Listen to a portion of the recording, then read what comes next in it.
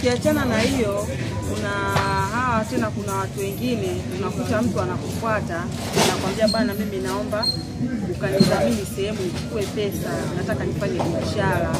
Wewe kwa ubinadamu wako, kwa kumwonea huruma na kwa jinsi unavyoishi naye, unasema acha nimsaidie. Kaenda kachukua pesa, baada ya hapo arejeshi kama inavyotakiwa. Wewe mdhamini ndio unaubeba ule msalaba. Je, unaona hiyo nayo pia ni sahihi? Hiyo sio sahihi. Sio sahihi kwa sababu unapomfuata mtu akudhamini, maana yake cha kwanza unamwamini, cha pili unaamini atakusaidia kwenda kudhamini. Sasa kosa mimi naloliona mimi ni hao wadhamini sana kwa wanatamaa ya pesa, anaidiwa pesa. Kwa haangalii kwamba akiondoka yule mimi mzigo utabaki na mimi.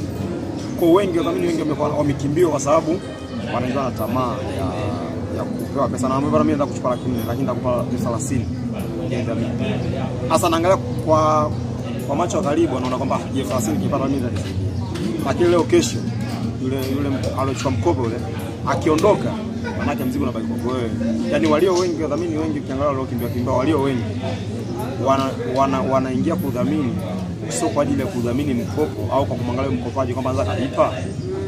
Kwa sababu cha kwanza unapotaka kwa mdhamini, angalia kwanza status ya maisha yake kwanza yule mtu, kwamba huyu nikienda kudhamini vitu atalipa, ana biashara gani? Kwa sababu leo wengi anachukua mikopo anaenda kufanya shughuli mtaani. Sasa huwezi kudhamini wakati mtu anachukua pesa anaenda kufanya shughuli mtaani, anachukua mkopo anaenda kununua simu kubwa. Huwezi kufanya udhamini wa kitu kama hicho.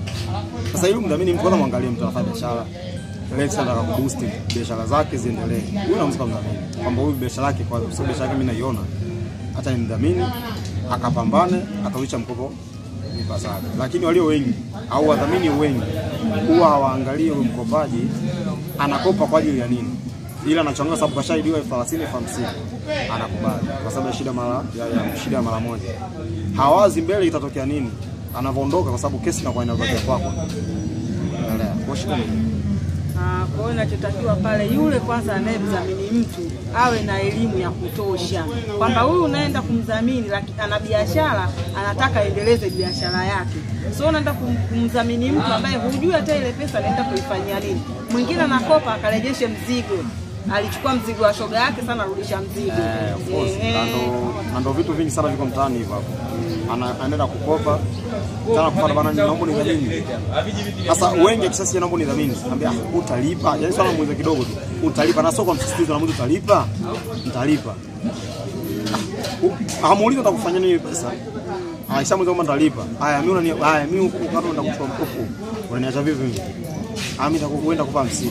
Basi niishi. Sasa so sawa. Elimu itolewe, na hasa wewe unataka kumdhamini mtu, mwambie kabisa, sikiliza, wewe unafanya biashara gani? Biashara hii. Maana kama humfahamu vizuri biashara unayofanya utaki kumdhamini. Kwa sababu dhamana, maana yake ule mkopo na hakiki kwamba huyu pesa anayochukua mimi ndio ndakuwa na cover, yani maana yake. Maana mimi nahakikisha itarudi. Yaani mimi ndo nahakikisha kwamba pesa hii hata sipokuepo mimi nitalipa mimi. Ndio tafika dhamana. Sasa dhamana huwezi kubali mtu anachukua pesa aenda kutunza kama aenda kununua kabati kwa ajili ya kununua shoga yake. Usifanye. Kwa mimi kwenda kinachotakiwa ni elimu kwamba wewe usio unataka kuomba pesa kwamba mimi nakudhamini utanipa shilingi ngapi. Kwa sababu 50,000 leo mtu kachukua 500,000 600,000. Labda rejesho kwa wiki ndio shilingi 50,000 60,000. Uone ipata wapi na wakati wewe umepata shilingi 30,000 kwa siku moja. Alafu ameondoka. Kwa sio point. Elimu, ushauri wako kwa watu kama hao? Ushauri wangu mimi kiukweli, hao wadhamini cha kwanza wasikimbilie pesa. Ndio wasikimbilie pesa ya udhamini. Kingine muulize mtu anataka kuja anataka kumdhamini wewe.